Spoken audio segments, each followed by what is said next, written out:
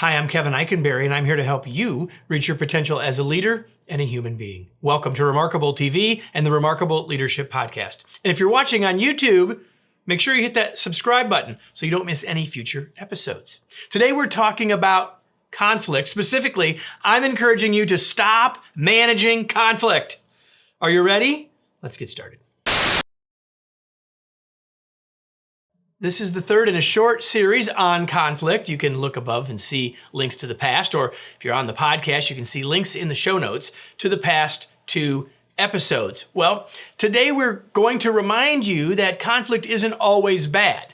Like, we may need to facilitate a discussion to create greater understanding amongst people with differing opinions. That's conflict at some level. And so that's something we might want to manage. It's okay to manage that kind of productive conflict. But generally speaking, when we think about conflict, we're thinking about clashes and issues and challenges. And I'm saying managing that kind of conflict is a bad idea. My dad used to say, well, we're trying to keep it down to a dull roar. I don't really know what a dull roar is, but it feels like that is what we're doing. Like sometimes we're just trying to we're just going to manage the conflict, not get it too far out of hand. Well, that doesn't sound like a very good idea, does it? If we're talking about workplace conflict, which, by the way, here's how I would define workplace conflict, that there's a business problem caused by the conflict. The people are interacting and there's a connection between them and the conflict is getting in the way of the work. So there's a business problem. One or both of them are probably angry. So there's anger and there's blame. They're pointing the finger at each other and saying, they're the issue, they're the issue, they're the issue. So if that's the situation we got, why would we want to keep that to a dull roar? Why wouldn't we just try to resolve it? Let's just start with where I started. If a workplace conflict is causing a business problem, then what do we do with business problems? We don't manage a problem. We don't massage a problem. We don't ignore a problem or manage it. We try to do what? Resolve it. We resolve problems. So we should focus on resolving conflict, shouldn't we? I mean, we don't want to just tamp it down, keep it under control. We want to eliminate it, remove it, release it from being the problem that it's causing for our business or our organization or our team. So let's just take it from here in this very short video to say, what do you know about solving any kind of problems?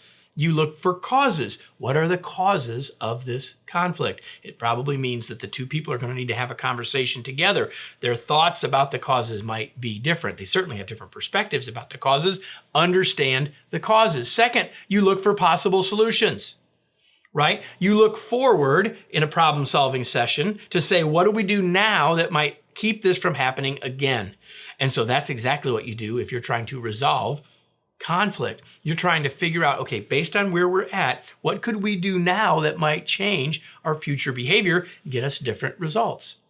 And then we make decisions. If we're problem solving, we come up with possible solutions, then we make decisions. And the same needs to happen in any conflict situation is get people to the place of saying, if I do this and I do this, will that resolve the conflict? Will that reduce the problem? Will that get us to a better place moving forward? Setting history aside as much as we can to say, what can we do now to make it better moving forward? Listen, we need to stop managing conflict and focus on resolving it. Let me close with today's tweet. If conflict has become an impediment to the business outcomes, stop managing it. Make resolution your goal. Well, my goal for you today is to help you get to conflict resolution. But beyond that, I'd love if you would join me each Tuesday for my LinkedIn newsletter. It's called Remarkable Results with Kevin Eikenberry. And if you're on LinkedIn, you can look for it. You can click the link here to join me. And of course, it's free. We'd love to have you join me each week to help you get the remarkable results that you want in your life and in your work. Hope you'll do that. And I hope you'll be back next week for another episode of Remarkable TV and the Remarkable Leadership Podcast.